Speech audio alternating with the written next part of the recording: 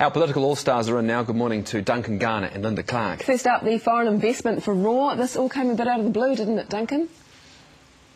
It did. It certainly surprised not only the National Party, but the foreign investors, the Canadian Pension Fund, that are trying to get in here to the Auckland Airport. Look, I mean, it pretty much goes like this. I think that the Labour Party has snookered the National Party on this, and if anyone says that these two sides, the National Party and the Labour Party, stand for the same things, and it's quite clear on this issue that their hearts are in different places. I mean, the Labour Party clearly is trying to say to voters, we care about strategic assets, and I actually think it's snookered John Key, because he didn't really know what to say yesterday, because it's such a populist move. Well, John Key was in that unenviable position where he had two constituencies, really. Heart and head were going in different directions. His heart is one of the investment banker. I mean, he thinks like a foreign investor. He can't see anything wrong with this at the very kind of root of it. But he's a populist, and he knows that if he came out opposed to this move, then he would be on the wrong side of public opinion, and there's no way John Key's going to find himself there. I think about this really as, you could call it Labour's Patriot Act.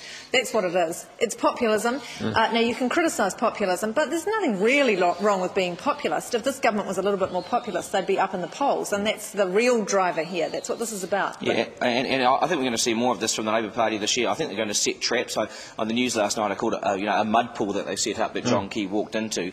And yesterday he was not briefed. And we spoke to him at 10 o'clock, and he thought he gave us an answer. The answer wasn't good enough. So again, we went and saw him at 2 o'clock, and he wasn't briefed. He did not have his head around this. I thought he was vague, and that's why he looked like this possum in the headlights. And, I mean, that is gold to Labour, and they will keep setting up these traps, I think, around some crucial policies that, as Linda said, his heart and his mind are in different places. But I don't think the key driver was to trip up Key. I mean, that's an added bonus for them, and that's what they would have expected to happen out of them.